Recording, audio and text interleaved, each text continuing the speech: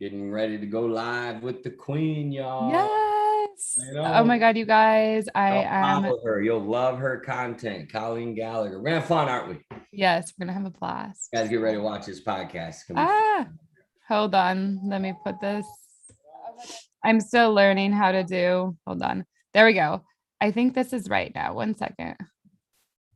I'm still learning how to do the podcasting with the YouTube live, everyone. So anyway, we are going Much to start. respect for you. I'm just like, this girl is out there just doing it, man. I love it. So, hello, everyone. Welcome to episode 76 of the Colleen Gallagher podcast. We are with Matt Maddix. For those of you who don't know him, you are definitely missing out. You need to know him. You need to follow him. He's just one of those people that every time he talks, every time he speaks, you laugh, you put a smile on your face, you walk away with enlightenment. You walk away with understanding a little bit more of what your purpose is, what you can do to take actionable steps that day to implement your life, your business, your career, your next level, whatever it is you want to create. And so this is going to be a very, very special episode, about a special conversation. So if you're returning to the Colleen Gallagher podcast, first of all, welcome. I love you guys so much.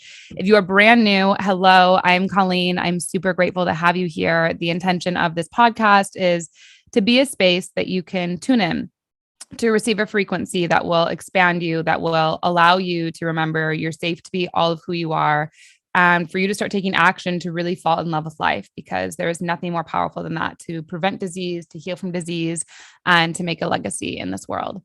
And so before we get started, we are going to go through our podcast sponsor today, which is stamps.com. Since 1998, stamps.com has been an indispensable tool for nearly 1 million businesses. Stamps.com brings the services to the U.S. Postal Service and UPS shipping right to your computer. Whether you're an office sending invoices, a side hustle Etsy shop, or a full-blown warehouse shipping out orders, Stamps.com will make your life easier. All you need is a computer and a standard printer. No special supplies or equipment. Within minutes, you're up and running, printing official postage for any letter, any package, anywhere you want to send. And you'll get exclusive discounts on postage and shipping from USPS and UPS. Once your mail is ready, just schedule a pickup or drop it off. No traffic, no lines. Cut the confusion out of shipping with Stamps.com. New rate advisor tool. You can compare shipping rates and timelines to easily find the best option. Save time and money with Stamps.com. There's no risk, and with my promo code POD, you get a special offer that includes a 4-week trial plus free postage and a digital scale. No long-term commitments or contracts. Just go to stamps.com, click on the microphone at the top of the homepage, and type in pod. That's stamps.com, promo code pod. Stamps.com. Never go to the post office again. And so with that, welcome Matt Maddix. Oh my goddess, this has been a long time coming. Blast. They're so lucky to be sponsors of your podcast. I mean, first of all, seriously, you don't realize. I mean, you just like they're lucky to get on your podcast. I love it. I love it. And be with you. I've enjoyed hanging out with you backstage here on Zoom. I always love hanging out with you, and I'm excited about this. I'm excited too. And I want to give, before we get in, I just want to give some people a background on you for people who don't know you. I mean, Matt Maddix is one of those people that, first of all, he had a son and grew up with the son by himself. He was a father by himself. He really did incredible things. There's a lot of work with father figure as well. And his son became a millionaire, I think it was by age 16. I know his son is much more successful than that now. And it's really not doing Caleb Maddix right just to give him the dollar amount figure. I mean, Caleb has transformed millions of kids' lives and will continue to do so throughout his life. Matt has also run 4 or 5 other businesses besides that have reached $1 million mark throughout his whole life. And he's traveled. Matt has also transformed, I mean, probably close, if not more, to millions of people's lives through social media and in person. And really, probably even a better word is like rectified people to really release anything that this world has imprinted on them for them to be alive, like really be alive instead of this numbed out human. And so it's funny because I think people look at someone like you, maybe with business success, and think that's really the truth of your achievements, let's say, or your successes. But you really got there because of all the extra things you've added, or all the extra things you've studied and you speak and you do behind the scenes with prayer and with speaking in tongues and with your spirituality. And I think where I want to kind of lead that is one of, I believe, Matt's geniuses, and I really believe every man or every woman really learned this is you study people from the moment you meet them, and you are so good at picking up the patterns for how do you really ask questions, how do you really turn the table, curate an environment so that person can kind of like bloom in a way like a flower. Like you're in a way a little bit of a farmer like that. Like you're very like specific I and it that way, but I appreciate it. and so I just kind of want to start. I mean, how did you even get to this? Like what inspired you in this life to get this way? How did you do this? I mean, you're even doing amazing work with your son now and his friends to build a company they're doing. And again, really your whole focus is on the younger generation. It's really been on curating a better process and system for them to go through under you to create a life holistically. Yeah, I mean, you know what? That's first of all, to all of you that are listening, watching, thank you for taking the time to be on Colleen's podcast. I'm excited what Colleen's doing out there. And I'll say more about you throughout the podcast because I want to get right to the question here. But, I tweeted yesterday and I said this, which will kind of answer some of the questions, at least regarding to Caleb, and we'll go there later as well. It said more parents need to be thinking about unschooling. That's pretty much what I did with Caleb after 7th grade. His brain never saw school again after that. And some people, listen, I'm not against education. I know some people, but for Caleb, it wasn't his path, Yeah. It was more of a self-education, study, sales, marketing, business, servanthood. I took him on 54 mission trips. And I said, you know what? At age 19, he's worth millions, literally. I mean, he's making so much money, but he's having the time of his life. He's got the best friends and he doesn't need a job. He provides jobs. That's what I put on Twitter. Because Caleb used to, when he was 14 years old, he was an internet sensation. He wrote his first book when he was 12. One of his videos had 44 million views. And he used to say, when I'm 20 years old, I don't want to be looking for a job. I want to be providing jobs.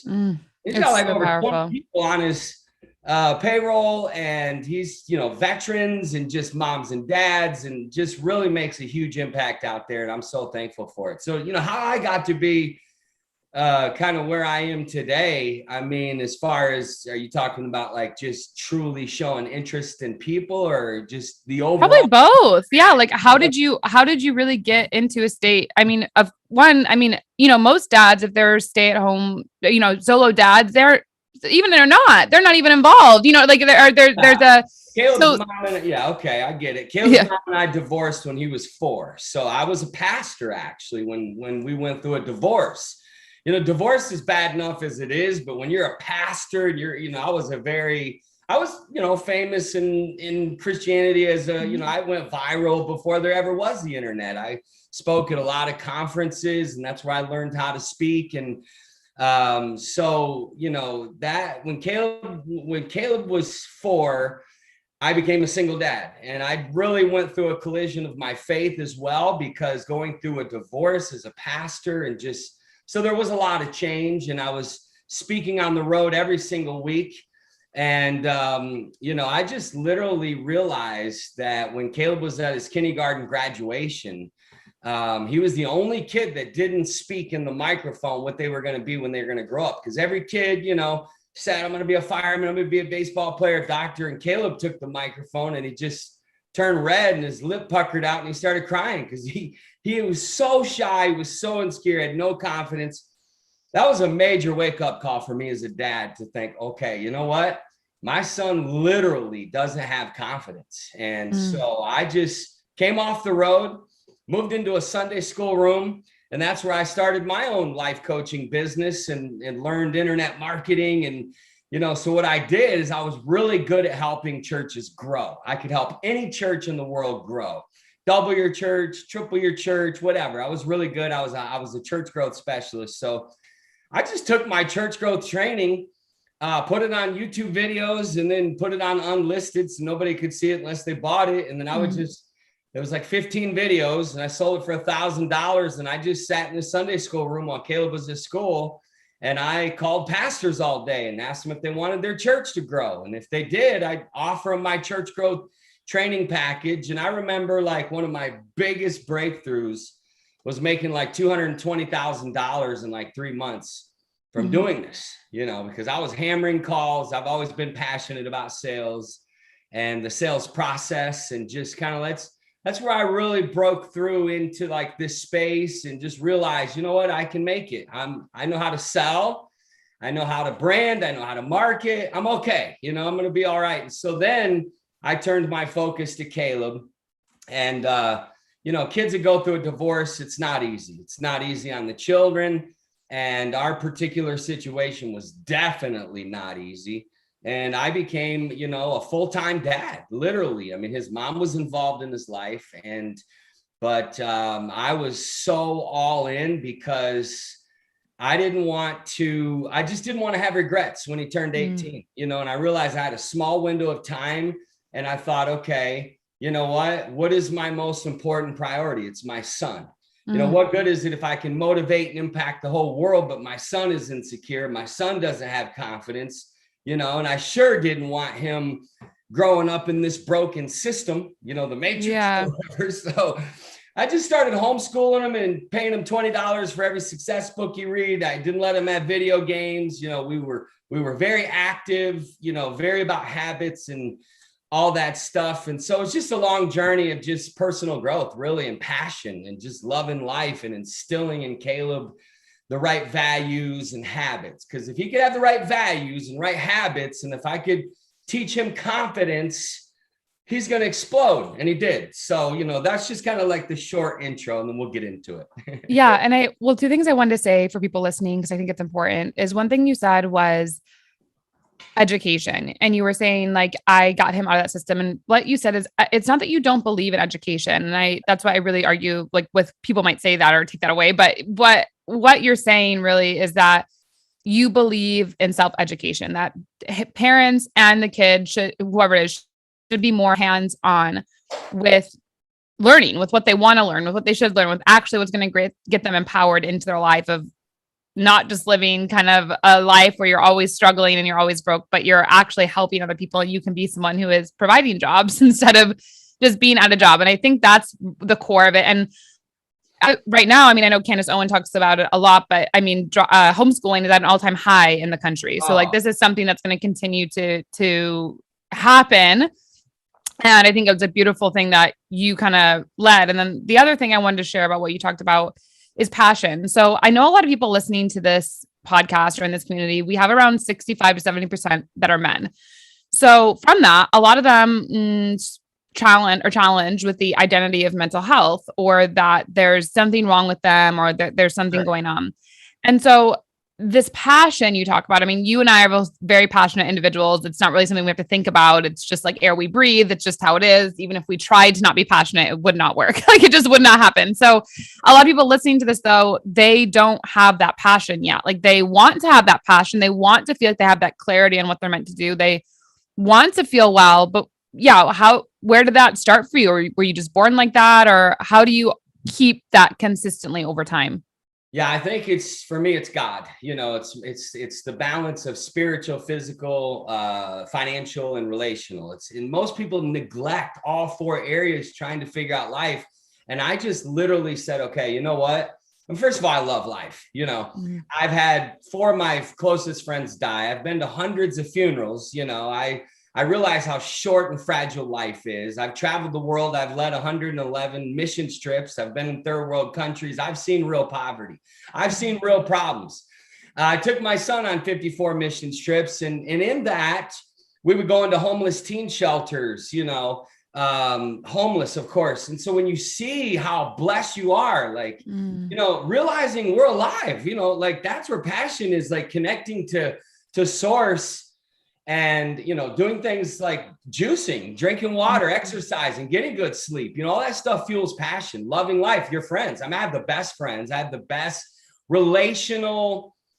I'm just blessed. I don't know. I love life. I think so. Where does passion come from? I think it comes from a love for life, and it comes from like God or whatever you call it, creator source, comes from a fire within, realizing you're here. You're not on earth just to, change the light bulbs, mow the grass, do laundry and dishes. Like, we're here on earth to like literally, for a mission, for a purpose. Yeah. So purpose fuels passion. Most people that don't have passion, it's because they don't have purpose.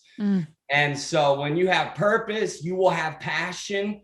And if you don't have passion, the Bible says, he that walks with wise men shall be wise. You become what you associate with. So get around people that have passion. I've been blessed to be around a lot of passionate people. My mentors, even in the church world, I was in the Pentecostal church. That's a lot of passion. So yeah.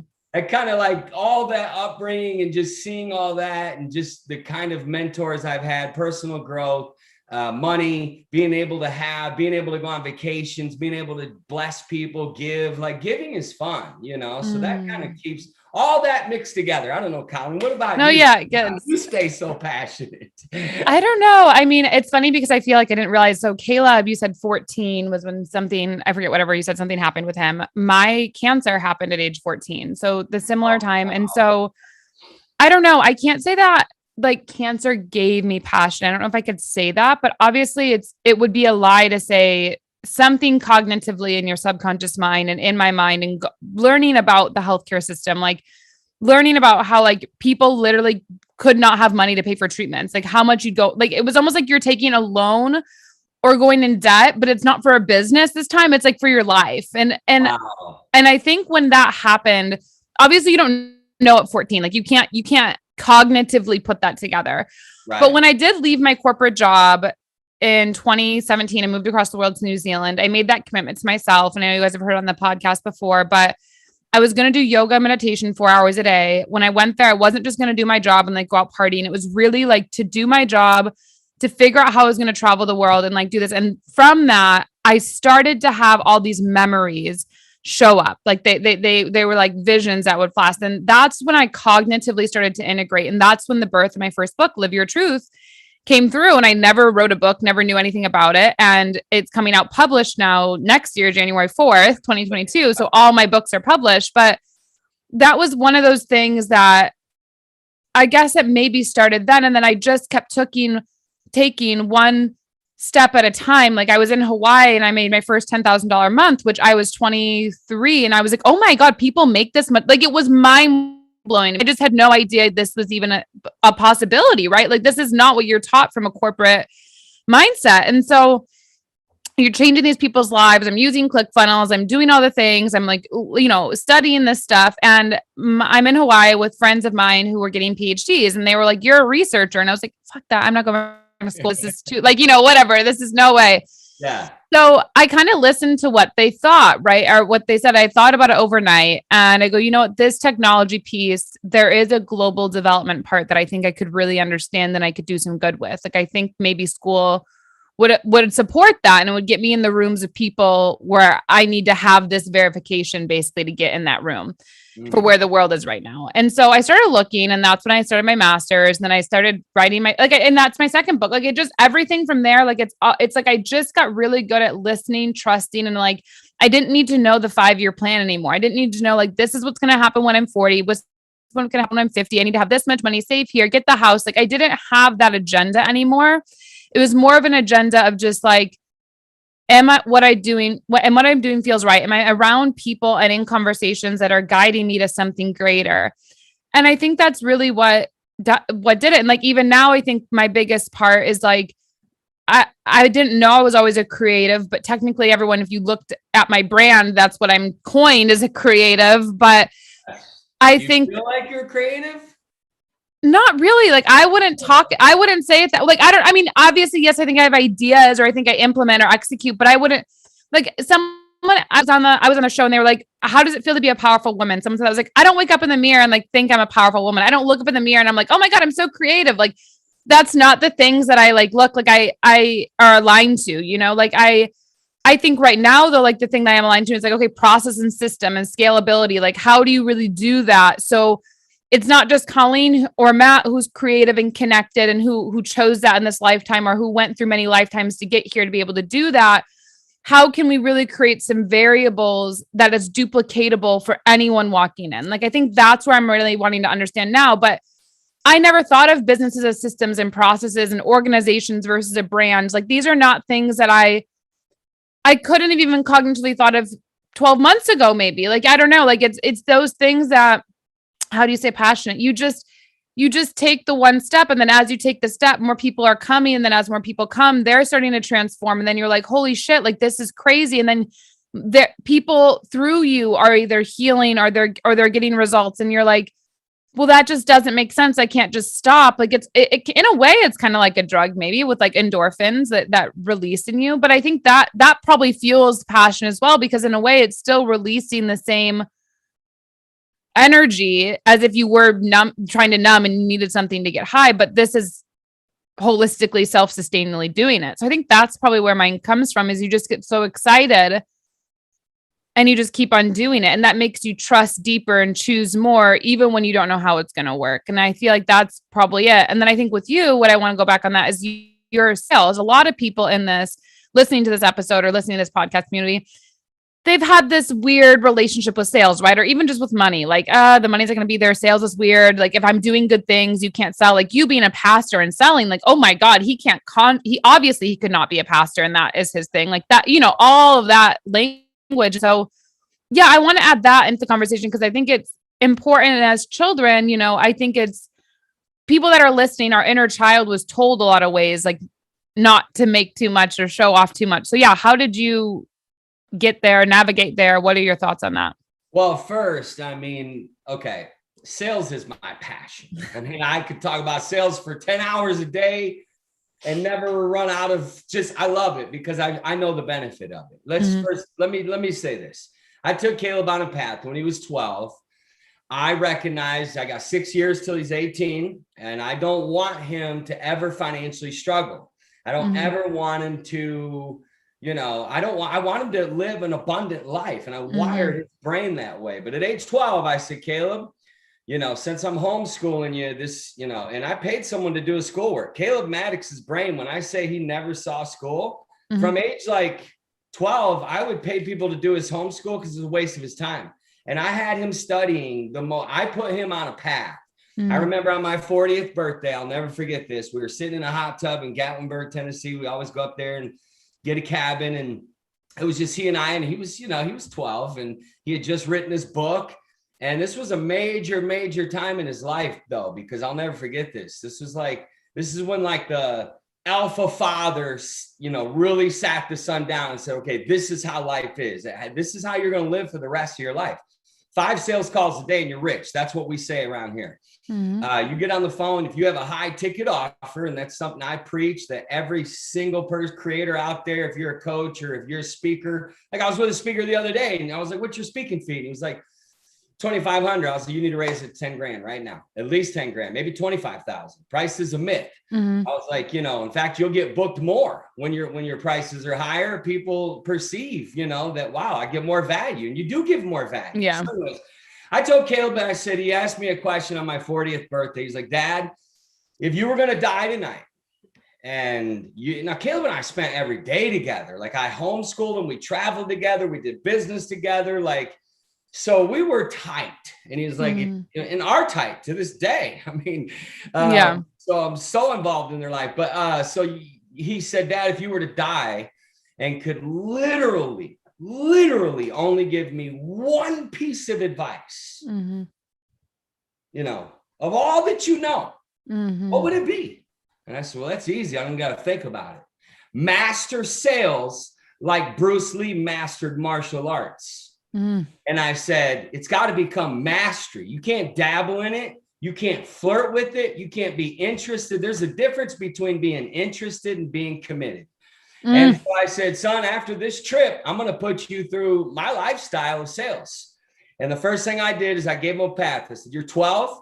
You're going to make, by the time you turn 13, you're going to at least make 10 grand. Okay. Selling your books. This before he really blew up, on the internet, which selling his books became easy, where he was getting $10,000 a month residual just, in his bank account at the age of anyway. So I told him, I said, Caleb, by the time you're 14, you should have 100 grand. And by the time you're 16, you should at least be a millionaire. I remember telling him at age 12, if you're not a millionaire by 16, but the opportunity I've given you, it's a crime. You should, it's a crime. You basically should go to juvenile, it's a crime. So I taught him a lifestyle based around 7 sales habits. Here's what I know, Colleen. Any human out there watching me or watching us that will listen and really take in what I'm about to tell you with these 7 sales habits, because it's about a lifestyle of sales. It's about, how basketball players love basketball and actors love acting. Like if you're in sales, first things first, you got to love it. You got to love every single part of the sales process, even the good, bad, and the ugly. So I taught this to Caleb. I was like, Caleb, rejection is a myth. It doesn't exist. I mean, first and foremost, there's never been a human on earth, no matter how great they are, how powerful they are, no matter how awesome their product is, that hasn't heard the word no. So I taught him at a young age to be like excited about no, to love no's, because you get paid for no's. No's still pay you. So I was like, so I taught him these 7 habits. I said, here's what your lifestyle is going to be. And I had him have a very fun, talk about passion. Our morning routines are like dolphins in the water. It's like mornings need to be magical, right? So I taught him to like put yourself in state by having the most magical morning routines. And then the first thing, habit number 1 is you need to, first thing a sales master does every single day is they do their affirmations or prayers, both. Affirmations, as you know, are powerful because words create. Too many salespeople stay stuck in their head. They scroll social media, they check ESPN. You need to have time blocks where you go all in. Yes. You literally, your soul, your mind, your energy. So doing these 7 habits every single day, like this is your business. This is what I told Caleb. This is your business. This is your life. This is how, and even to this day, this is how they all operate. And what's amazing is like all the money they've made, the money that his salespeople are made. He's got a sales guy last week that made like $23,000 in commission. Amazing. Just following these, 7 sales habits. Number 1, do your affirmations. Number 2, you study another sales master. Too many people don't study masters. There's so much content out there. There's thousands and millions and millions of books and YouTube videos and all that. And we're overwhelmed with all the information and content coming at us. You need to slow down out there, and that's why I'm glad you're with Colleen, because you need to be around masters. Colleen, you're a master. You're a master. And I can't. I know I'm a master. Yeah, I'll take it from you. How I feel about, just your greatness. And so habit number 2 is study a sales master. At least, now Caleb was studying 3 hours a day. I had him studying Grant Cardone. He went through all of Grant Cardone's training, Tony Robbins. There's some old sales masters that I studied that you won't find YouTube videos, but they're books. So I had him read. I'd rather Caleb read 1 book 30 times than 30 books. Yep. So I'd have him go deep in his sales training every single day. And then he had me as a dad. So I was always role playing with him, which is habit number 3. You study a sales master, you always role play every day. Just like an excellent actor, you don't ever get out of practice. Too many salespeople don't have practices. They don't have routines. They don't have, so I was like, okay, role play every day and role play with other masters, that are tough on you, that can help really pick out when you're being salesy or when you're not really listening, when you're not really handling the objection. So like there wasn't an objection that we didn't know how to handle because we practiced those objections every single day. Role play. We'd set an alarm, 44 minutes, 90 minutes, role play. So that way when he got on the phones, he was so calm and so confident because he had done his affirmations. He studied sales every morning and we role played every morning. And then habit number 4 is every single sales master does their appointments or their presentations, which is, success is 90% showing up, Colleen. And I want to tell everybody that's listening or watching, like, yeah, it's not easy being in sales, but it is easy. If you really break it down and you really get into a lifestyle of it and you follow these 7 habits, you'll break out of the fear. You'll break out of the money the low money energy or the fear of rejection, or just like not feeling like people have money. You got to really believe as a salesperson. I believe everybody's got money. Yeah. I'm going to find a way to get it. I live with that belief. So, and I'll hurry up just because I know we got to get so much more. But number 4 is you got to show up and do your presentation. So I tell Caleb, 5 calls a day, you're rich. You must do 5 presentations every single day. Okay. For him, it was high school principals. It was business. He was booking it. Caleb at age 14 had a $10,000 speaking gig. No, excuse me. At age 13, his speaking gig was 10,000. By the time he turned 14, he moved it up to 25,000. People were paying it. And I was teaching them how to close high ticket, because the sales process is the same, whether you're selling something for $100 or $100,000, it's the same sales process, same sales cycle. So go high ticket. And I taught him to get around luxury, price is a myth, like, and those little things like believing in his soul that he was worth the 25K or the 10K or whatever his service was. I always taught him the value of having 3 different offers, one for 500, one for $5,000, and one for 25,000. And so like he did that, and he listened, and he did his presentations. He did his phone calls, 5 calls. When I say 5 calls, you're going to do more calls to get 5 people. But if you can get 5 really good sales presentations in every single day, where you really build rapport, where you really ask good questions and listen and make the offer. That's what sales is. Building rapport, finding their problem by asking good questions and listening, and then making them an offer that solves their problem. That's sales. So the 5th thing that a sales master does besides show up is every sales master prospects every single day. Now, we teach a lot of young salespeople. We never run out of leads. We literally have an unlimited leads that we don't have enough salespeople to call them all. That's how many leads we have.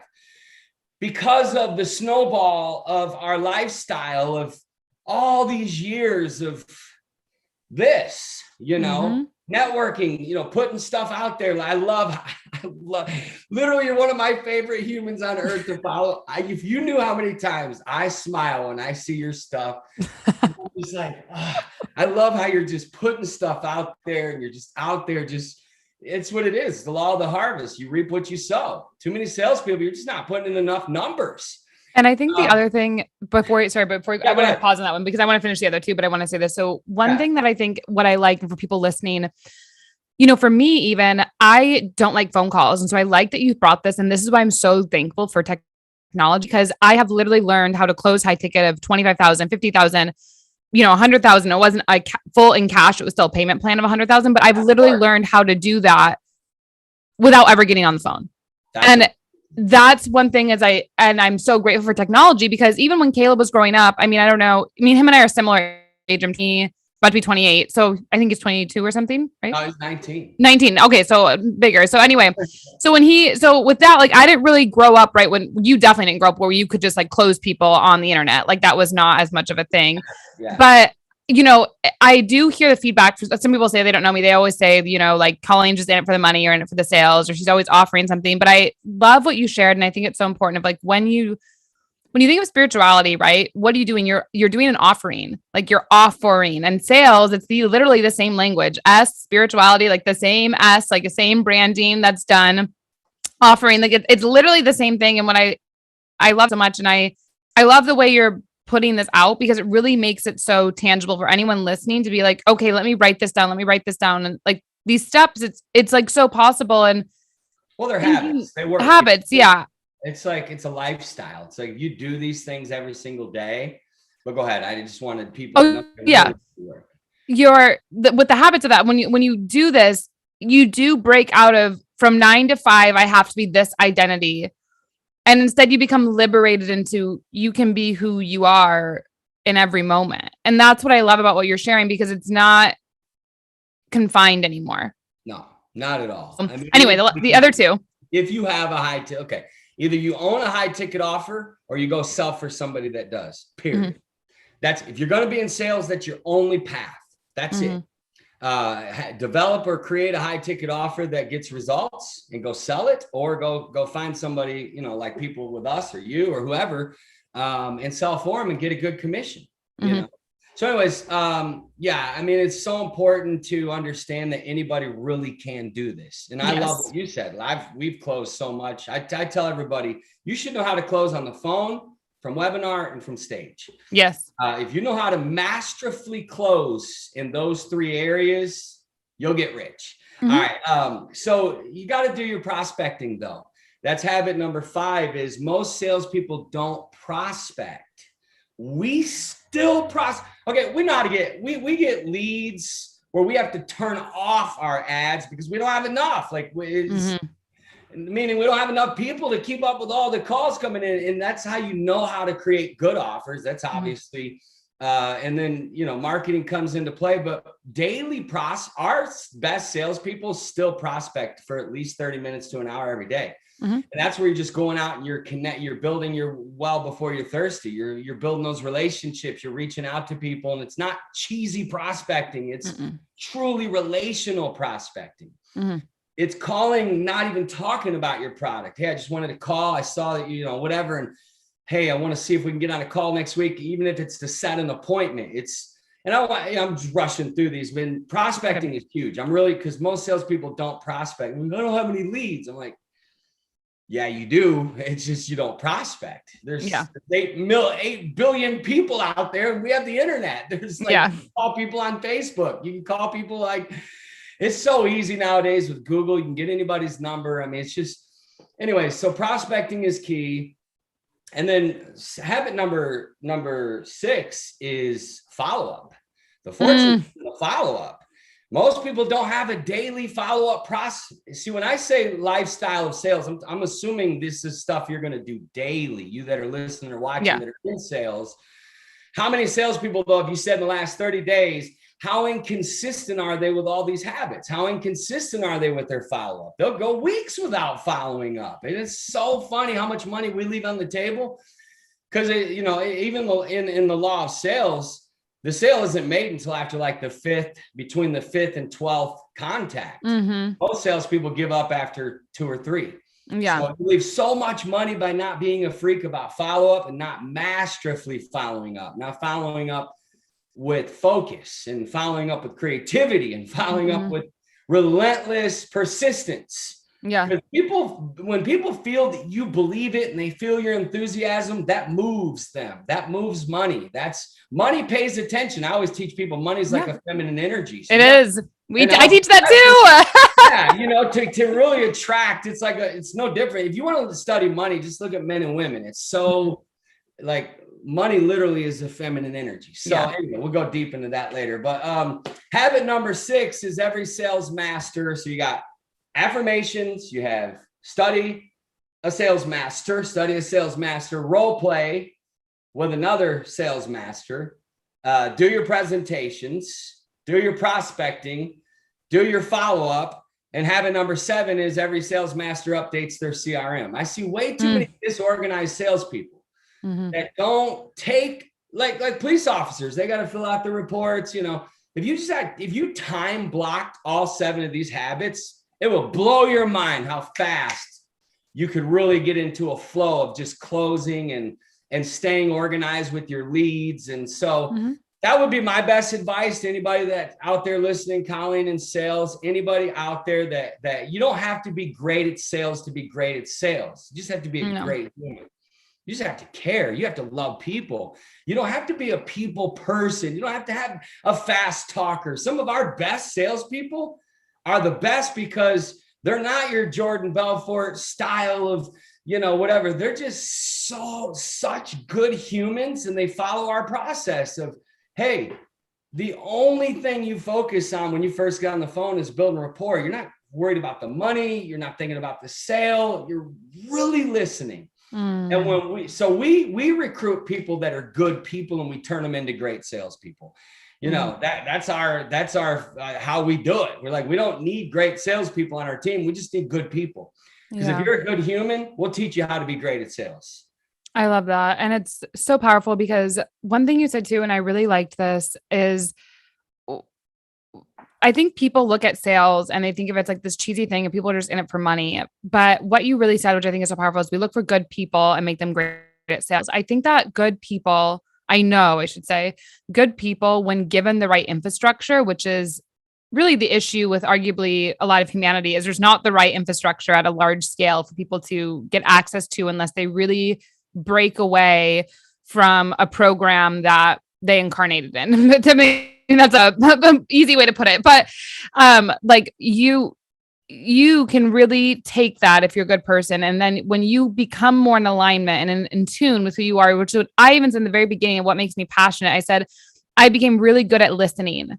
I said, I got really good at listening. And that listening voice wasn't to another human, but that made me available from listening. I got really good at listening to then listening to other things around me. And you have to learn how to read the space between people, because like what you said is when people, you're on the phone with them or me, or messaging them, voice messaging, people will say, I don't have money, or they say, I don't have time, or these like kind of like, I don't know, basic kind of things of why someone doesn't want to do something, which isn't the real reason. But it's important because what you said, and it's like really creating that connection. And what I believe in is because when you first start with that connection over a lifetime, and what you just said, since Kayla, you've been doing this for so long. I mean, you have so many prospects because that connection was built years ago, and you never know once that connection is made, how frequently someone is watching you. People that you don't even know are watching you, and they're watching you for years and years. And the moment will come, like you said, when whether they reach out, that's now a real prospect because they've been in a warm, cold space. And now it's like, it's the time. But that time of you showing up, that time of you role playing, that time of you energetically showing that commitment, the whole time while you're doing that, the back end of the universe was basically like a bank that was kind of like growing your money, compounding your money, or compounding your experience to basically have it come into you. And so I love that analogy. Which is like really how it works though. Like, it's like, I think of it. So what, I've been online, it will be 4 years on January. Right. And there's people just now that are reaching out that are like, I've been watching you for years. And just now they instantly do it. So like, I just am doing this 2-day recalibration, like pop up that I did because my birthday's on Thursday. And so I was like, I'm going to do this for people. It was funny. I did this. I started at $40, right? $44, upload. Then two hours later, put it to $66, 4 hours later, put it to $88.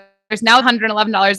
Someone bought it, every single one within 48 hours, within under 48 hours, I like bought. And so when you think of that, right. And the other thing I was going to ask is that the people that have bought this are all brand new clients, meaning that they are not rebuyers. Everyone is new from social media that I've never met, never known.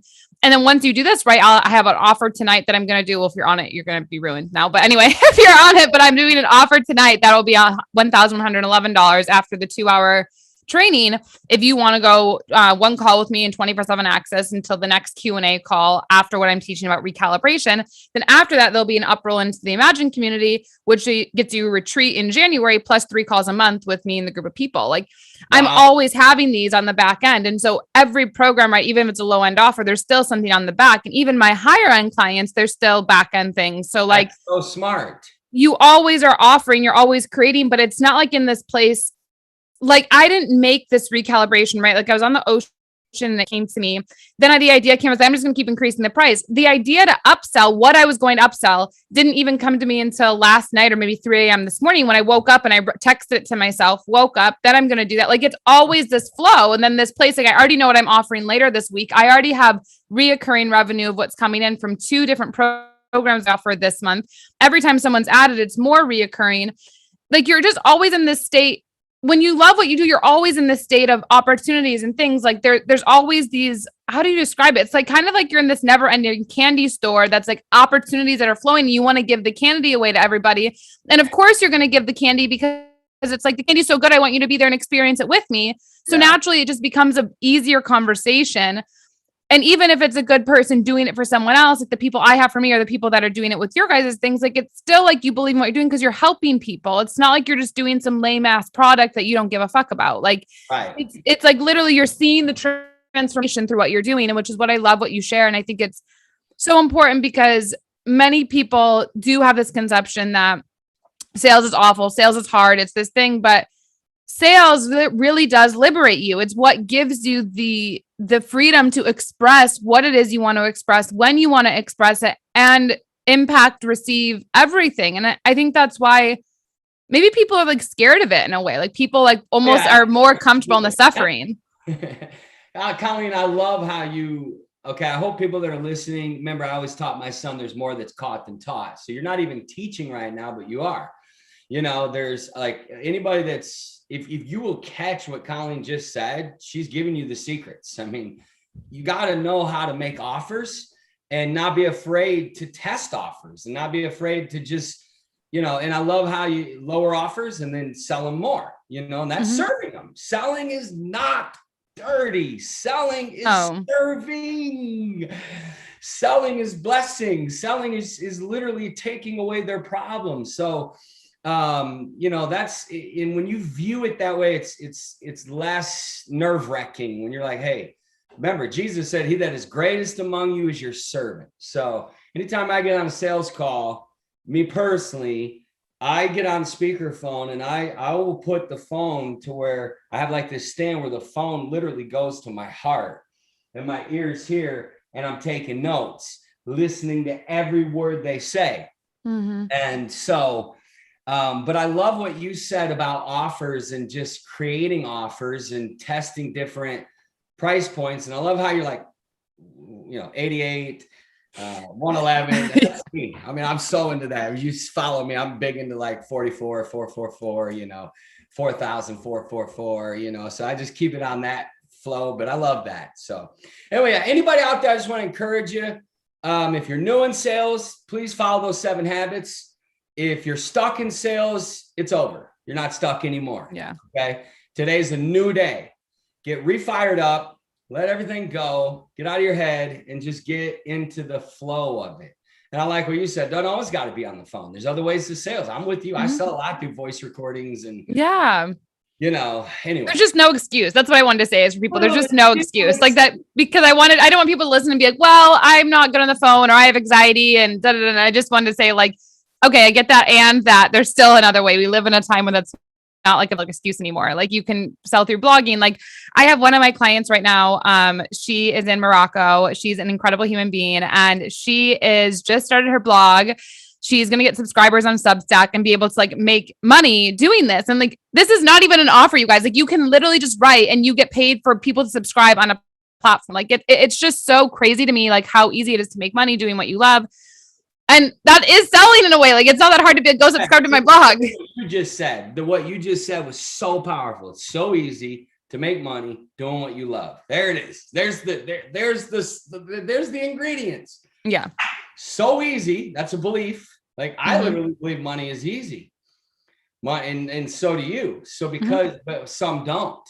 And it all comes down to like healing your money beliefs and your money energy and all that. But I wrote on my napkin here, sales cures all. That's something Mark Cuban says.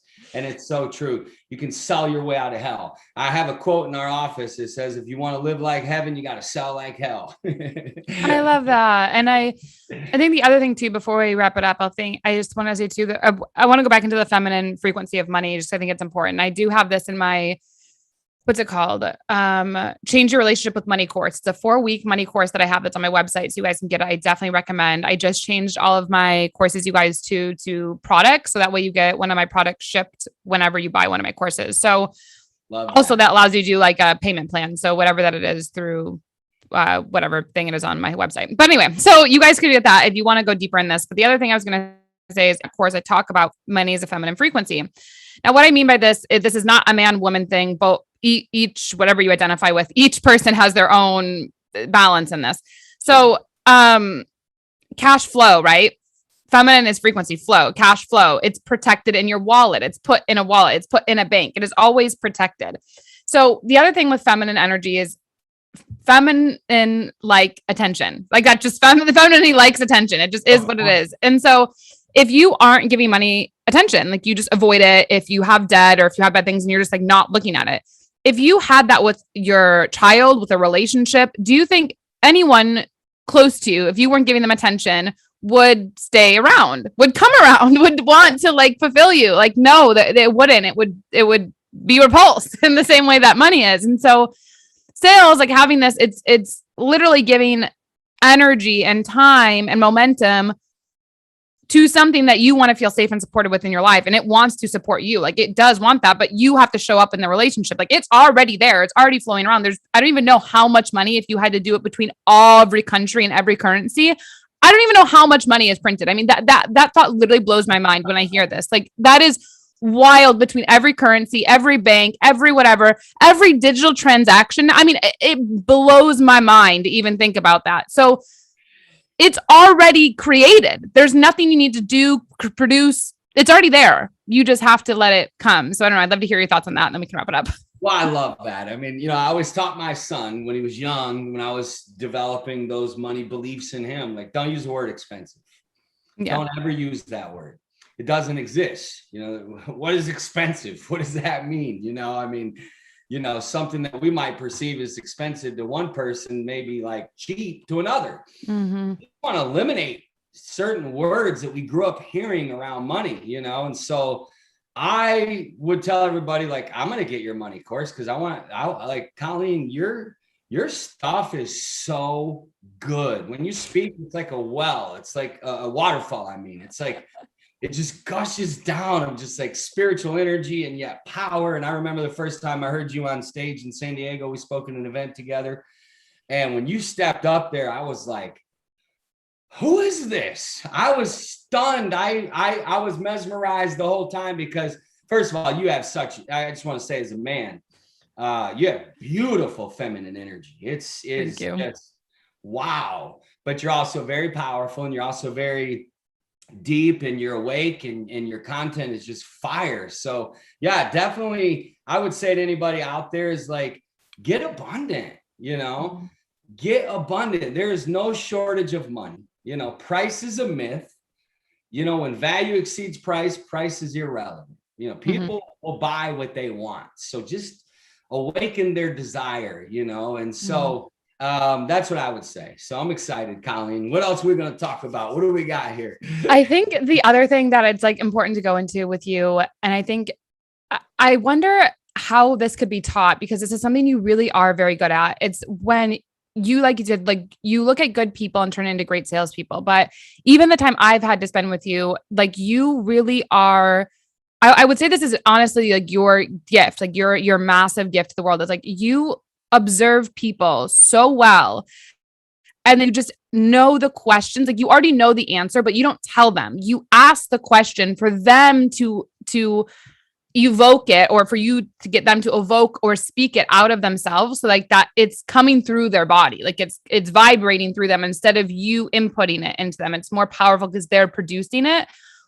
What did you like how did you really do that? Like, for, let's say, guys listening, like that's like in my How to Make the Awake Woman Crave You course, I talk about presence, and I talk about kind of this ability to do that. Like you want to notice things that she likes, like small things. If it's like she has a unicorn cup, or she has whatever, like notice these small things and then add that detail in, and that will transform your life. And it's the same with business. Notice these details. So what made you, how did you do that? Because I think guys want to learn, like people listening here, like men genuinely want to be like, I want to do that, but it's like, ugh, I'm not, how do you do it? So where did that skill set, habit, practices come in for you to be able to do that?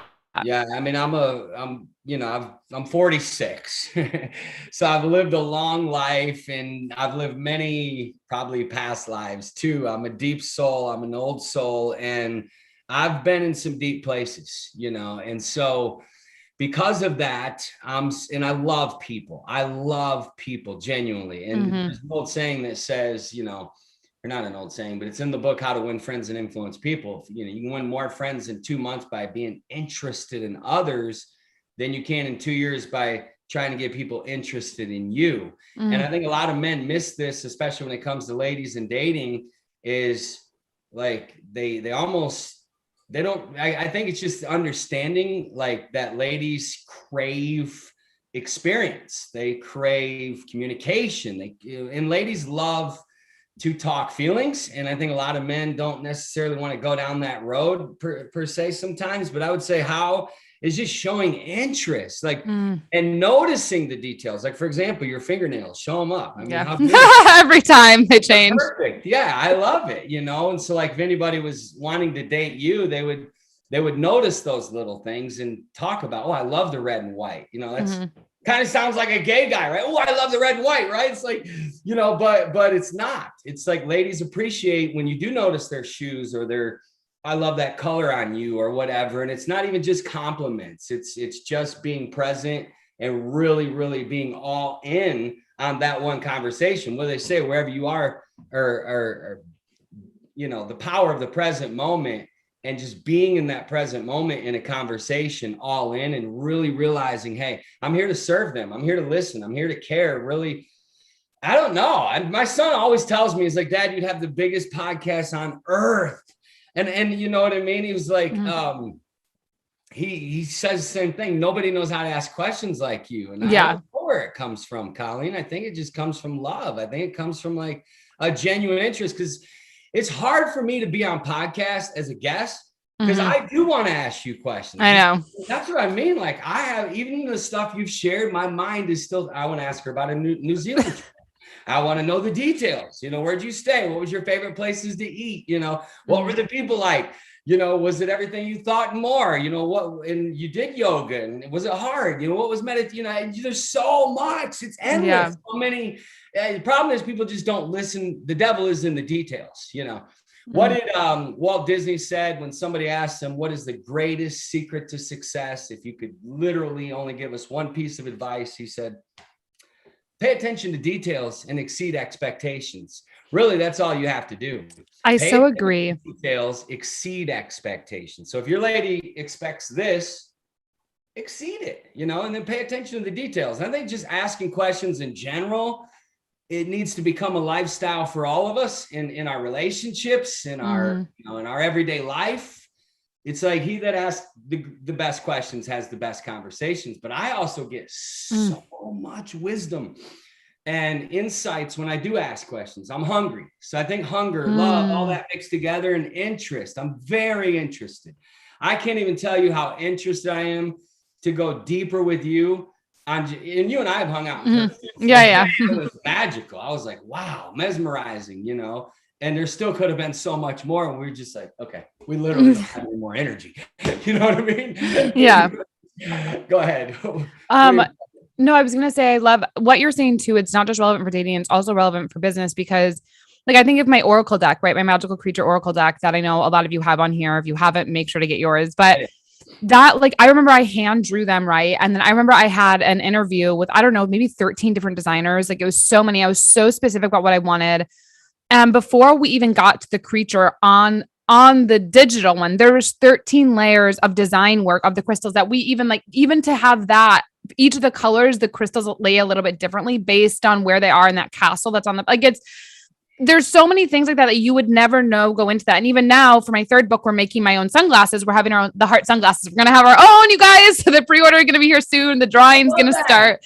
Yeah. The drawing's going to start this week. They just got me the pricing Friday. I emailed them back. So we'll have my drawing start this week, and we have the manufacturing and the sample order, but it'll be here right in time for summer next year, or like spring, summer. So anyway, and it's no plastic. That's another thing. I'm making sure that we have no plastics. They're a little bit higher end, but I'm like super excited. But anyway, so all these things, right? What I'm saying about details, right? So when you're thinking about this, right? Like, I never knew when I bought those heart sunglasses, I was in Key West, Florida. It was a while ago, 2016 or something. I still have the original, but obviously they're very cheap. They were like from one of the stands. And obviously my first book has those on it. And I was kind of like coined as the love girl or these things. And I never knew or never thought about it, but I started watching, you know, studying people that they have a life that I want to have when I'm in my 40s. And I started looking at what are some of these things. And then I naturally saw, like, these sunglasses are already part of my life. Why don't I make these part of more people's lives? And so that's when I was like, that's it. I've got to do this. And I take the action. But even that, you guys, I still interviewed 4 or 5 different like manufacturers of drawing this to find the right one. And I still was like, okay, what's going to be, where's the man? And then I Googled the luxury sunglasses industry. Where is the manufacturing? What do these other brands use? What are the things you need to think about? What about packaging? And so even like my packaging for all my products, right? They all have different colors. They all have different things. They all have different whatever. Now, because I'm doing what I'm doing, I had to get a warehouse and I had to get someone who can fulfill them for me besides my books. And even that, you have to have an operating procedure. That's why I like them. Everyone else was like, oh yeah, just ship it to us. These people are like, no, we have an operating procedure that every single one, you have a line item of what needs to be included, how it needs to be included. And I was like, oh my God, these are my people. I love that. Why? Because of the detail, the attention to detail? Yes, exactly. Because and I felt like the other ones, it was kind of like, well, is this going to get out exactly how I would do it?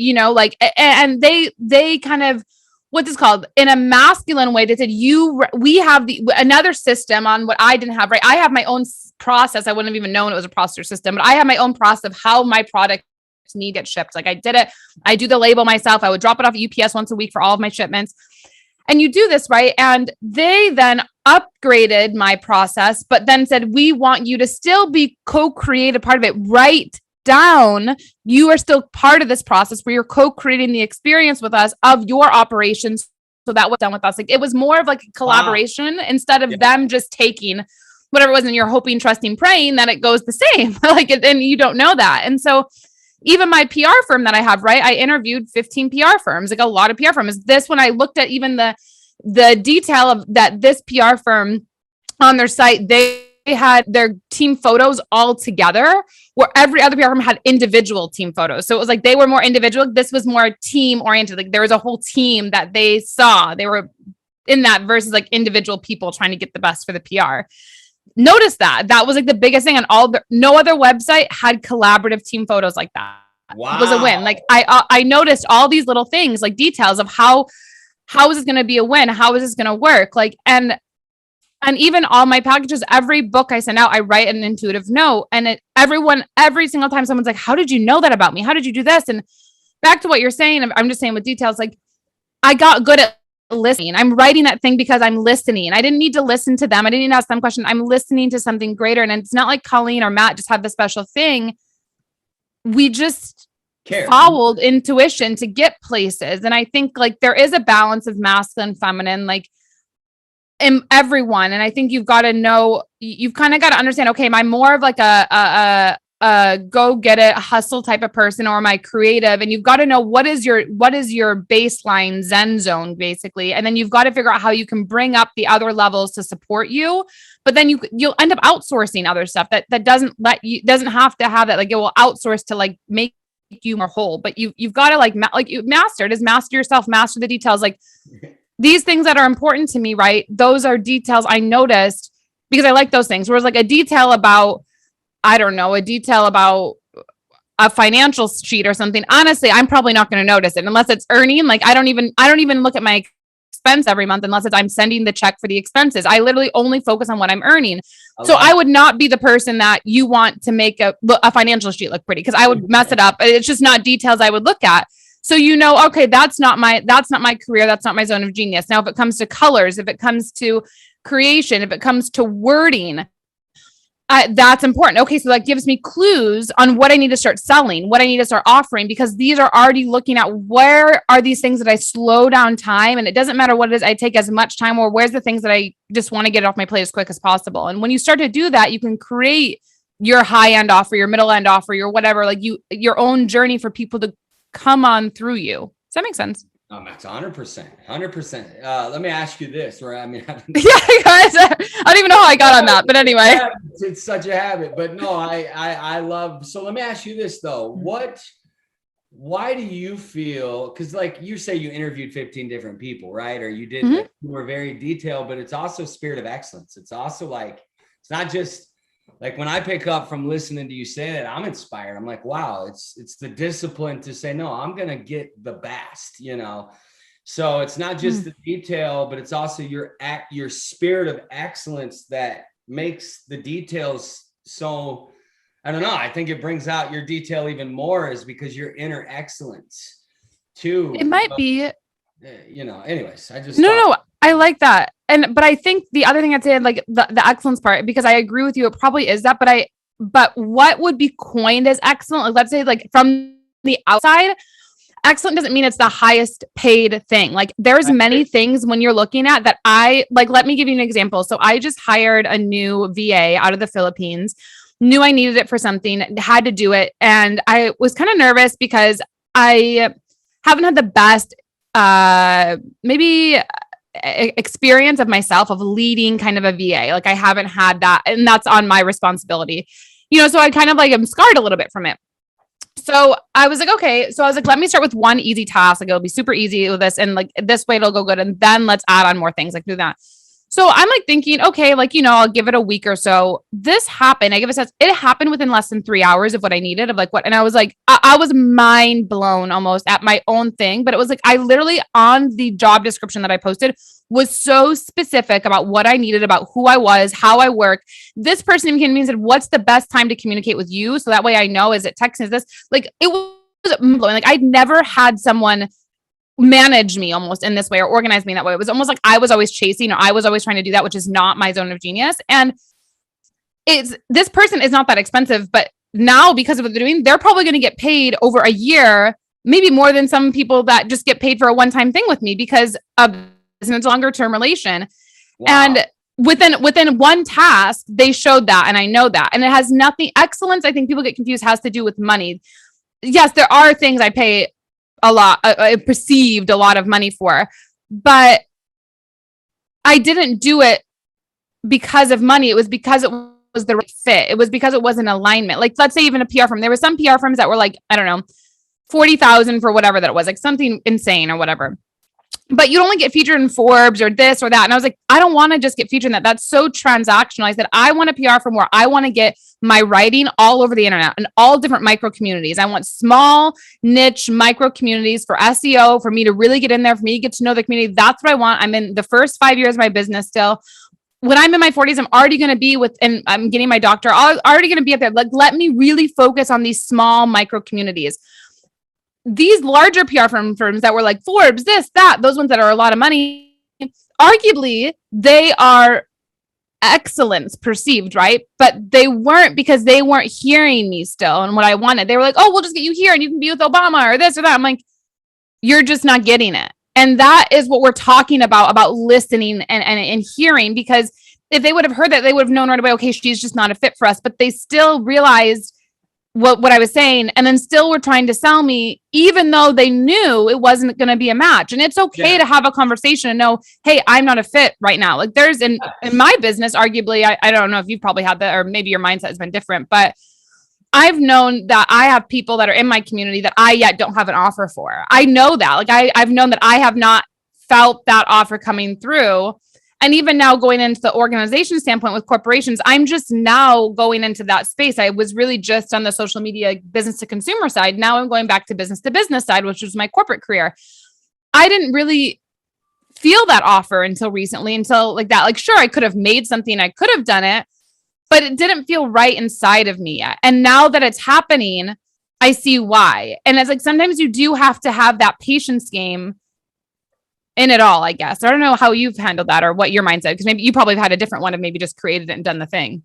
No. I mean, in fact, I wrote that down. I've been taking notes on the things you say, and it's, a couple of times you said that's not what I want, or that's what I want. And I love how, and that's really what sales is, giving people what they want, and I love how specific you are with what you want. And that's so huge. Most people are not, and most people when they real quick, I want to ask you this. You said you have offers, you have people in your community that you don't have offers for, real quick. Yeah. Right? Like right now, I totally relate. I'm the same way. That's what I'm saying. Yeah. I'm leaving tens of millions on the table right now, not because I want to, but just because of the timing of the offers that I know I could convert, but the system's still being built, or my energy's not ready to give in that way. Yeah. Exactly. So that's what I wanted. That's what I was saying is like, so, because I think people listening, they look at me and they're like, creatress. And that is one of my marketing books I'm coming out with. It's called Creation, but that's like a couple of years away, but I'm still writing it. So, fourth book's coming out next year. It's Expanded Liberation. First book's coming. Then we have a poetry book next year. So the marketing one is not, it's a couple years away still. That's going to be called it. You're just out there doing it. I love it. So I think what I wanted to say though with this is, for those of you listening, Matt and I, right, we're saying we don't have an offer, but I don't want you to think it's an excuse, because Matt and I still have current offers. So there's always something right now you have that you can offer, right? There's always like my first one was, my book, Live Your Truth. I wrote that book. create a 6-week program with that book, use that book for like $7.99. You could do it as an ebook. I did the course $297. You could upgrade with me for $2,500 at the time. And then I had a 3-day retreat, which was like $5,000. I took one piece of content and did multiple price points for multiple journeys. And you upsell each time if someone went through it and wanted more access to you or wanted to go deeper in the teaching. And I've done that really argue with all my courses in different ways. And I shorten that time because I'm always creating. But even though I have these things, there are higher level things like this organization stamp piece, right? I understand brands really well, did that. Part of the PhD I didn't know was for me to back understanding organizations. Now I'm here looking at corporations, the virtual customer experience. What are the variables needed for a brand to grow sales, brand equity, and community? Because that's going to be really increasingly important. Right. So this is what I'm working on behind the scenes with my PhD, with my businesses. And I'm posting things on LinkedIn that are different. I'm journaling things that are different. I'm saying my affirmations that are different. Right. But I'm still offering things that I know I'm ready for right now. Yeah, absolutely. You don't want to stay, just because you always want to have offers out there. I mean, the nod is just basically to say you hate money. Yeah. I mean, it's like, why would you not have offers out there? It's kind of like fishing poles in the water. It's like there's fish in the sea. So, if you want to catch fish, you got to go fishing. If you want to get money, you got to go out and get it. You got to manifest, create. And I love your title creation of your book, because that's what we're here to do. And that's what I keep thinking of you. Like, you really are so creative, but it's creative out of ways that you're really serving people. You're really helping them. You're really giving them what they need. And I love how you have a variety of different products, offers, that even though you've got other offers you're not ready to create, you still have stuff that you're out there putting out right now. That's how I am. Yeah. And I think it's important for people listening to this, because like when we're talking about sales, and then we're also talking about the feminine and the relationships, and we're also talking about, you're listening to this podcast because you want to understand how to create a life you love. Like, that is what you want. And to do that, you have to break out of this mentality of 9 to 5 is this, or this to this. I can't be this person. Like, it is moment to moment incongruency with what is running through you, what is pulsating through you. And sometimes, like, I know, like I said, I've experienced feelings of anxiety. So for me, I don't always love the phone, and I love it with my clients or this, but I knew that about myself. And then I designed my life around that. Like, I literally did it so I don't have to be on the phone, like literally zero ever. And I live in a life that I've been able to do that. So there's just no excuse. And on top of that, like, whether it's video or whether it's writing or whatever, like, Matt and I didn't just get like this where you can just show up on a podcast. Like, I've been a year and a half. I've done the podcast a week. I mean, that's more podcasts at 76. That's more podcasts than people who have done years. Yeah. And that's why I'm getting opportunities to speak at things like PodFest Global for the second time. And that's why when there was in person, there was 10 of us who were chosen as digital marketers. I was the only female. I was the only one who had less than 10 years of experience in digital marketing. And the people that are attending were huge executives. Like Internoc, the company I used to work for, one of their executives was on. This time there's people looking at my offering one. Like, the reason I got chosen was because digital marketing, yes, the systems and processes are there, but those systems and processes don't work if you're not connected to your creation. And you have to be connected to that creation to run it through the infrastructure. Russell Brunson can tell you a million things to do it in different ways, but if you are not connected to it, we are moving into the world where it just will not work. It's not possible. It's not going to do it. And that's why I got chosen to speak. And the old school marketers, digital marketing guys were like, she's so right. Like, this is so what it needs. But you can't pay someone money to create for you. You can't pay someone that. And I think we forget that. We think, make the money, do the things, and then I'll just outsource it. You cannot pay your connection. You just can't. It's impossible. And that's the difference between, like with Caleb and you can't pay. You could pay someone to do the task of the homework, but you can't pay someone to do the affirmation for you. You can't pay someone to do the habit for you. You could give Caleb all the infrastructure that you wanted. You can say it, and I could say it here, but I can't pay someone to have me do that. Yeah, I'm going to give all you that are listening a quote that'll change your life. Mm-hmm. And Colleen lives this. It's delegate your weakness, but never your genius. A lot of people have never awakened their genius, their mastery, their gifting. The Bible, Proverbs is a powerful book. It says a man's gift will make room for him and bring him before kings. And so when you realize your God-given talent, your God-given gift, like, you have gifts. Some of you you're administrative minded. You may not be creator. Maybe you're administrative. So you need to team up with a creator, or vice versa. Maybe some of you are naturally born not naturally born entrepreneur. I'm talking about like maybe you're gifted, for systems. Some people, they don't have a clue about systems. You talk about systems, they fall asleep, and they're talented as hell. You know what I'm saying? So I think it's just like staying in your lane.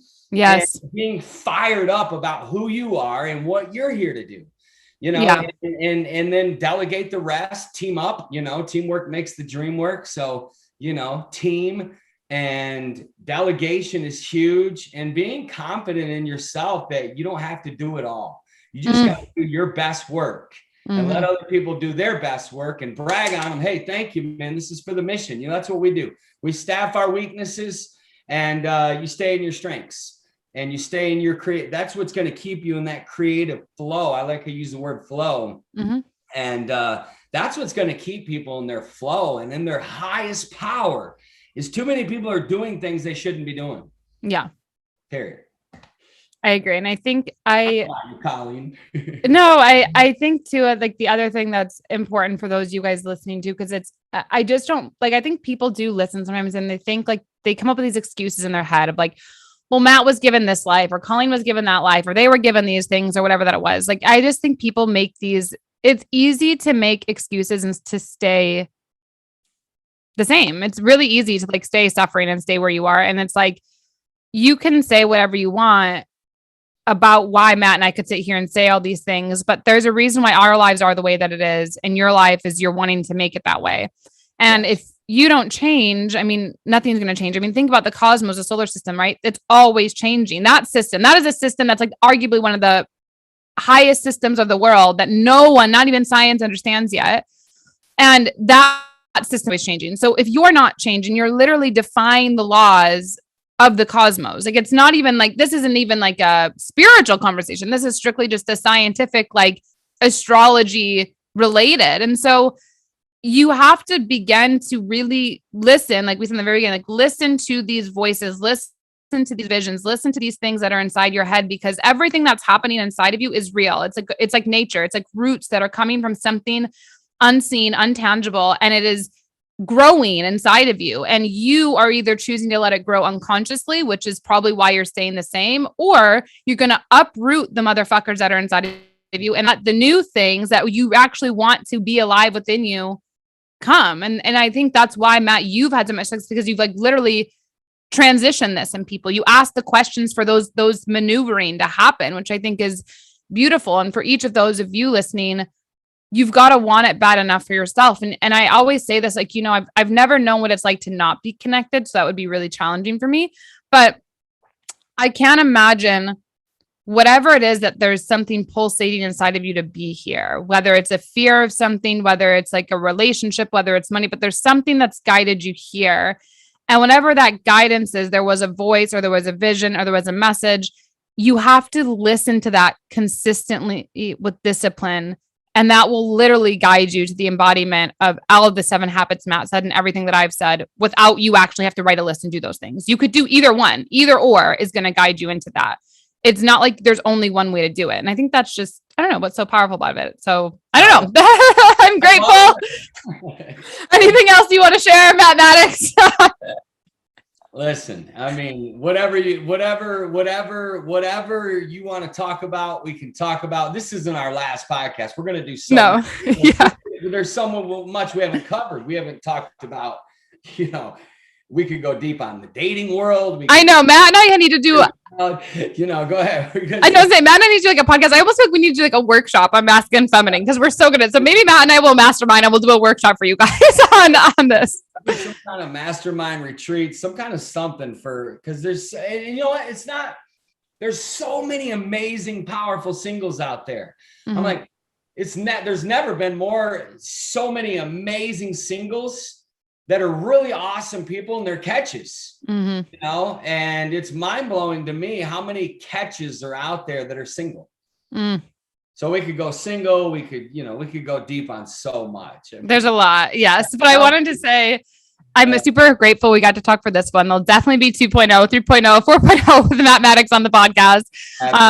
But I hope you guys got a lot with sales. I'm gonna have you on because I do have a podcast that I haven't released it, and that's another one of those offers that I haven't because a lot of it for me was like, okay, what area do I want to go with my podcast? You know what I mean? There's so many different, how am I going to brand it? What's going to be my niche? How's it going to look? And so I've been just kind of creating it in my vision, but I had Russell Brunson and it turned out to a 3-hour podcast. We stayed up till like 3 a.m. and it was amazing. And literally I told him beforehand, I said, Russell, I said, how many podcasts you think you've been on? He said, oh, it's in the thousands. I said, well, this is going to be your best and favorite podcast you've ever been on. And I have it on video. When he got done, he was like, dude, you're right.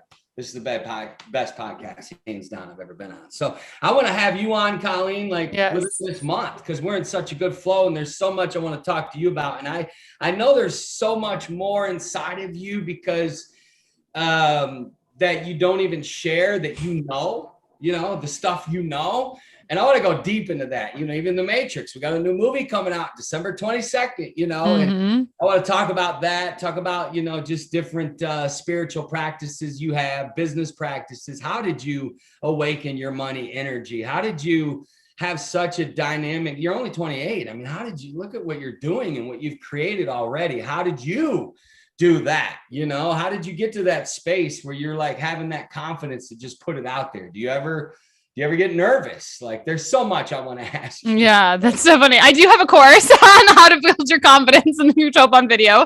So there is that. I do have a course on my website. You guys can get that. But I love that. I definitely think, from what you said, so you have. How many courses total have you created? I've launched now it's like 28 online courses, but currently how many you can buy from me is 20, I think. That is so awesome. That's so people. We were like, dude, we told Ross, we were like, if you looked in our ClickFunnels account, I guarantee you there's more offers than any other ClickFunnels person in our community, because that's just all we did. We just kept throwing out offers. Exactly. And I think this is why I love the word offers. And shout out to Katrina Ruth too. She's a mentor of mine that I, hired this year. And she really is, out of a woman, she is a sales master. If you want, I don't want to say that obviously learning sales from men is bad, but I do think as a spiritual being, there's something very powerful about learning sales from a woman who has done it, she was a mom of 2 kids. There's just a, what's this called? Now that's a girl that puts out a ton of offers too. Oh my God. And so I've learned a lot from her in the past couple, months. Really, it was April. I started from her. What was your biggest takeaway from her just after you've hired her? Oh my God. Caleb went on her and Reagan's podcast, and me and Reagan became really good friends. Kat and I really never connected much except just through online. Yeah. The biggest, there's so many they've learned. Honestly, I think the biggest one is just trust yourself. Like, you really know always what you're meant to do. Like, just trust and stop the thinking minds. Like, just have the thought, trust the thought, and do the thing. And like, be honest about who you are. I think it's like, be honest about you. Like, just trust that, be honest and show up from that place, take the action from that place. And so much just happens, like before her in April, I didn't even have my offers on my website. Like even my products, I literally was only doing through distribution channels that I had. And then she taught me, I was like, why don't I have that? And so a lot of these things have changed for me very quickly, even through her, some things, but I always was creative, always that. But there's so much I've learned from her. Like, I think the way she leads too, she's just, you resonate with it. She's so, yeah. I think the other thing is I think a lot of women, this is not bad, just an observant. I think a lot of women, we are very emotional. You brought it up in the podcast. We're emotional creatures, and it's not bad to be emotional in sales. But I think when you are your brand and you're selling, you can get too emotionally entangled sometimes. And I think if things go wrong or if things are whatever, but I think the thing I've learned from Kat, and this is why I've liked sales from her, is being unattached from the sale. Like, I think as women, we get so attached to people, to men, to experiences, to memories. We get just so attached to these things. And that was another thing I really learned from her, is like, just be more unattached to the sale, to the things. Like, your job is to show up and be you and to trust you and to be committed to that. And it just comes. And that was like something I've learned, as well as yes, there's ego. Yes, there's other parts, but I think like the core of, I think what really liberated me from the things I wanted to learn and I didn't know I wanted was that. Like it was, yeah. So I just love her. I think she's really powerful. And there's a lot of things you teach too that I think are very powerful with sales. I think the way you're sharing it and teaching it too, it's definitely from the lens of a more masculine perspective, which isn't bad or good. You need both. The way Kat teaches it, she's definitely more balanced. She is a balanced masculine, feminine. Definitely. I think I was probably masculine. I'm probably more feminine now. I'm more into energetic base. The next person I really want to hire as a mentor, I guess I can tell you guys what I'm looking at or I applied to, which will probably start next year, is David Meltzer, because that guy is a motherfucking systems process guy. I mean, he was on the podcast. There is no one, I don't know anyone down to the exact minute of of what he's doing with systems and process. I mean, and he's a corporate guy. He came from that aspect. He's totally different. He was on the podcast, one of the best episodes. I mean, I loved him. And he is just so strict on that. And that's something that I'm hiring my outsource, right? Like I need to know that needs to happen in my business. And he makes it easy and fun, and he's spiritually aligned. So what brought me to him, I guess, like let's say what brought me to him, right? He's very spiritual. He wakes up at 4 a.m. I had no idea about this. He's sports media, totally different than me. I mean, we make no sense, honestly. You would be like, why are these two even talking? It's that connection. And that connection brought me to a meetup with him, which brought me to my third book, which came out, which he held, and he put that on his social media with 400,000 followers, which was like so amazing. And so that's like the next, I'm already thinking my next level. Yeah, I love that. What's his name? David what? Meltzer. You know him. Okay, yeah. Yeah. But he's incredible. Like he's amazing. And I love him. And but so what you even said, I'm always looking at that. I don't think women do that enough. That's what I love about your process. What I want to point out is here you are, you're an expert, you're powerful, you're a speaker, you're an author, you're a business owner, you're extremely successful, and yet you're hiring coaches, you're hiring, and that's what they do. That's what we all do. Like you cannot live without a coach or a mentor or somebody in life that's, and I love that your humility to do that, because like, I like you and Kat as equals. I'm like, Kat should be hiring you. No. She's no put down on Kat at all. I mean, but I love the humility and the fact that you're like, hey, I'm going to hire somebody to speak into my life. And that I think that's so cool. It really, because I see a lot of people that in this industry, a lot of arrogance and ego can creep in and just people forget that, like, no, the greats have mentors and coaches. Tony Robbins, I mean, he hires coaches, everybody. Yeah. I mean, even like, let's say, so I in my PhD program, there's a woman who works for Nike, and she was saying the CEO of Nike has a spiritual coach, health wellness coach, like a mindset coach. Like he has different ones. And I'm like, wow, that's so powerful. Like, I think my niche has been like, I've hired, spiritual business people. Like that's been like both of them. But I was like, I really probably should have like another one, should be like a supplement person. Like it should be like these different things because of arguably whatever you want. We could call it channeling. You can call it spirituality. Some people call it mental health. I mean, there's whatever, there's many on the spectrum that have different words for it. Right.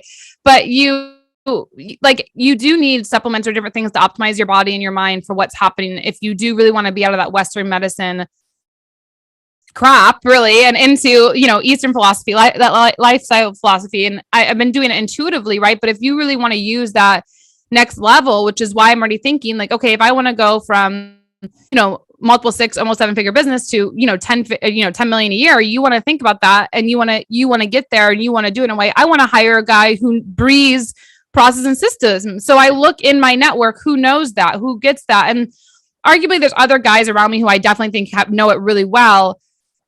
I just think he's done it at the largest scale that I probably know. Like he's the one in my network that's done it at the largest scale. Besides, there's like 2 guys who are billionaires, but like they aren't really systems process guys. They were more product development people. But I always can look at that. Like I'm always looking like Matt, if I wanted to learn how to ask better questions, I'm really looking at like team development. That was something with me, or I needed teamwork development. I would get Matt and I would be hiring Matt because that is no brainer. What Matt's going to do best is how to observe that, get him in so people can observe him, watch him do this. Like my spiritual mentor, Yvonne, like she really works with family constellations, why you are the way you are. How do you release energetic ties? Like, every time I feel like there's something going on that's not really me. It's not obvious that's me, but it's happening inside of my body. I go on, I do a 8-week session with her. It's for once a week we meet 8 weeks because I want to clear this thing. I want to go to that next level. Like there's all these things I've kind of have, as you could say, like an executive council in a way, which you have to have for when you're doing that. But that gets you to that next level. Like this podcast might be an executive council for some of you guys. Like you tune in to listen. Am I good? Am I being accountable? Am I this? Like my journals, I don't know, like there's always those things that you do, but I didn't necessarily like how you have the 7 habits. Like you said, I don't know if I have something written out like that, but arguably I do those things without having it like that. Sure. Absolutely. Hey, real quick, you said something about you said he was spiritual, wakes up at 4 a.m. and then we got off into something else. What was it about that really grabbed you? What does he do? What is this? Yeah. So I didn't know that. Right. So, okay. So my third book, it goes through overcoming a codependent narcissistic relationship. I let go of my child within 6 days of knowing, and I'm adopting her. Her name is Ella. She's going to reincarnate next year, which is so exciting through another woman's womb. But anyway, it's just this whole story that's ever ending. So anyway, and we just submitted everyone to a movie producer and writing. So anyway, keep on the lookout. This is very exciting. That's something different. But so David, I go, I never knew Dave. I get a text message of, hey, I'm having a meetup. And this was 16 days after I let go of my child. Right. And I go there and I didn't know he struggled with narcissism or just, had this very different way and stuff. So he's sharing a story. I asked him a powerful question. Everyone there is in sports media. So they're not really on the spiritual side. Like I would be ignorant to what they know about sports. That's not me, but they're kind of whatever. So I heard David say something. He said something about I'm planning for quantum lifetimes, and he started seeding these things where I'm like, this man is really enlightened. Like there's he really gets this world. So I see why I'm here. So I asked him a question. I don't remember the exact question, but he shared me a story with me that really changed my life, and it was a story about him and his dad, and how he kind of ended up being like his dad with money, and this jacket his dad gave him with it's on the podcast. So listen to episode 60. But anyway, he shared this thing, right? And it changed my life because in my healing journey with codependency, narcissism, which is the same thing. It's not like a narcissist is bad and a codependent is good. Like it is the same thing on a psychological scale. One is just that's so powerful what you just said. It's so mature. So most ladies, when you talk about healing from or guys too. It's male. There's not just people assume that narcissistic relationship can pretty much destroy you when you get out of it. And because it's as a codependent, how it's the only thing that's different. Okay. Yeah. Right. As a codependent, what's different is you betray yourself, where as a narcissist, you have entities that are taking over you to consciously manipulate someone, but you both, right, in the betrayal of yourself, you're still allowing yourself to be manipulated. Like that's anyway. So I was healing from this, right? And I heard David Meltzer's story. And when he shared this story, I honestly, forgiveness like washed through me. Like it was just this thing of like, there was nothing needed. So, I'd watch his stuff, and then he's in another meetup. This is right after COVID. And I give him my book, and I wrote this letter to him in my book, and I never forget what I said. I said to him, thank you for showing up. And, David had no idea. David's very masculine as well. And if you listen to the podcast, you guys will see there's nothing bad about it. And in that podcast, he endorsed me, like saying, I very much believe in what you do, and what you do has more consistency and accuracy than any prostate system I could give. Like he says that. And so it's, I love, and I hope to be able to mentor with him. I mean, he's incredible. The guy, his network's amazing. And so anyway, but I'm at this thing, and he is touching my book like this, reading it. He's reading the book without reading it.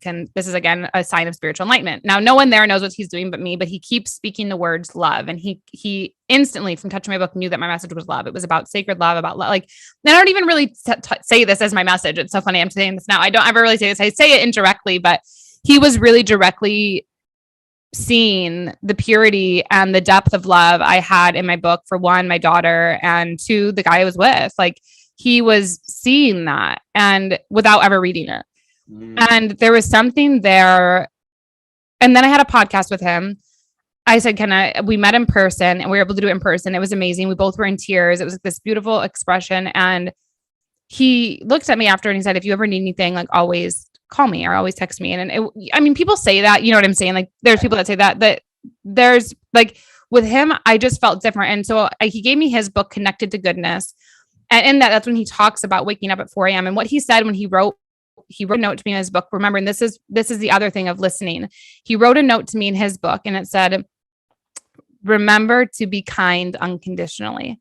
Wow. And that just, again, like something was so powerful where I again knew he was kind, because I am kind, but I'm definitely, that is my compassion does get to be expanded on, because I forget there's so many things that come easy to me because of the life experiences I chose to have in this lifetime, because of the impact I wanted to have. And I do believe the deeper the trauma you have, the more you're being asked to impact and rise. And so I asked for a big life. Go deep with you on that next time. That's so deep what you just said. Yeah, I asked for a big life, right? I asked for a massive, massive big life, and I still believe that. And I mean, now what I even asked for is crazy. So it's like, I asked for this. And so that kindness factor, I forget that people maybe don't get that yet. And I can get frustrated, especially academic with like people, whatever. I'm like, oh my God. And so he that right. And so anyway, in the podcast, he says this, he said, I'm so grateful that I'm so connected, because in that connection, it attracted someone like you into my field. And so what I wanted to say, or when you said spiritual, I don't know his exact spiritual practices, but when he wakes up at 4 a.m., he says he wakes up because in LA, that's the time the least amount of people are awake. It's the least amount of frequency that's running through the phone. So it's the absolute highest mediumship time to be connected to something greater. And him and his wife have a lot of, beautiful things that he talks about in the book as well. But when you have a practice of spirituality, when you have a practice of connectedness, you naturally attract people that are more connected and willing to do the work. And you that sales process, that sales time of what we're talking about, you close the gap, because sales is trust. And if you know that this person is connected, and I know that I'm connected, those habits, those principles, those ways of operating, we know we're on a universal system like the cosmos. And so we know that in that, someone isn't going to betray a system or process, because they know that they will receive repercussions that are way greater than any repercussion I could ever give someone. And so, and that's not looking at it that way, but I'm just saying that you begin to think this way. So your trust of this person is just going to do the job right. It's going to get done. It's going to help me get there.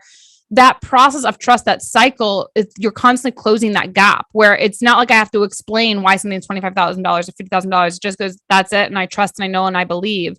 And it becomes an artistic flow. It becomes this, but in the beginning, what you've laid out, yes, I absolutely believe this. And even I'm sure what he does, I haven't heard those 7 things out of his mouth, but I'm sure that there is a 7 habits like that you do need that. And that is the masculine. The masculine needs that, where the feminine, I think it naturally does those things without realizing, but we still need to have taglines that ground it into the now. And so being connected, even with something like Matt or myself, or Katrina Ruth, who's been on the podcast, Yvonne, who's been on the podcast, we have this connection. So even if there's something like wrong that goes wrong, it's not the person, it's something universal. And that's just so powerful, because you stop blaming the people and you begin to understand a greater universal time, I guess. And that offers peace, which is what I think we all want.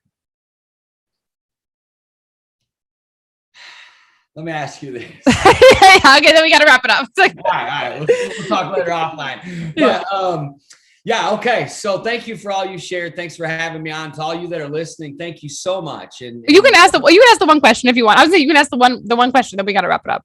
No, yeah. Well, it's basically was just going to ask you, like, you talk a lot about the masculine and feminine, right? Mm-hmm.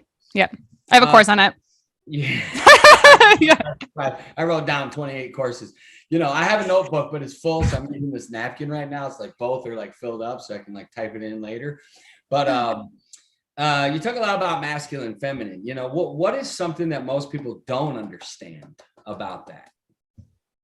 That we're just an energetic being. I mean, this is science. If you take the Hertz measurement scale and you can measure our body, we are a frequency. If you look at the NASA telescopes, and you look at the most advanced ones and you put it on your hand, you just see atoms running through, because we are just pigmentation that we've been taught to see this way, but it's just energy. And for whatever reason, our eyes were taught to see the body like this. But there is a lot more going on. And yes, there's science. Obviously, there's the liver and there's molecules and there's things that go. But the only reason that those can be seen. Like when an operator is going into you, the only reason that those can, or a doctor or surgeon, is because there's density, there's stuckness in you. And whatever got stuck in you meant that there had to be something going to remove the density. Your body isn't most supposed to be dense. Like if you're going a healthy body, you might not, it might be working, you might not even be to operate on it. I have no idea. Like you might have to stop the breathing for it to be still to move because it'd be so healthy and moving on its own. And this is science. And so I guess what do you ask? So masculine, feminine, you're just energy. And when you begin to understand this in like a high frequency of light and a lower frequency, and then you begin to read about different energies and medicines and then theories, you master yourself. You begin to go, that feels good. Like there's no way I had language to the things I'm saying. I had no idea about half the shit I talk about now. Like I didn't say shit. Like I had no idea. Right. Like I didn't know about it, but I just trusted, I listened. And then it gave me a vocabulary to speak about that I could better articulate my life and what was happening inside of me so I could be congruent. So like you said, like Matt asks you questions. He doesn't tell someone what he sees. He's asking questions so that it's literally vibrating within me, out of me, to pulsate into an auric field that then allows an attraction to come in, which is more powerful than just you telling me something, which is why I believe it's one of your geniuses, because most people just want to tell and tell and tell, and you're inputting my field, but I have to do it for myself. I have to output it so it can come back in. So I think that's why it's so important. It's beautiful. So we love you guys so much. I'll leave all of Matt's links, his podcast, his social media, Matt Maddix. He's not hard to find on social media, but make sure to follow him. And please leave a review, you guys. Make sure to share it with your friends. We love you so much. And thank you for tuning in to receive the frequency. And Matt, thank you so much for your time and your brilliance. It was amazing. I love you guys. Thank you so much. I appreciate it. Can't wait to hang again. It's going to be a blast. Yay. Hold on. Okay. And it's still on YouTube. So let me stop it recording.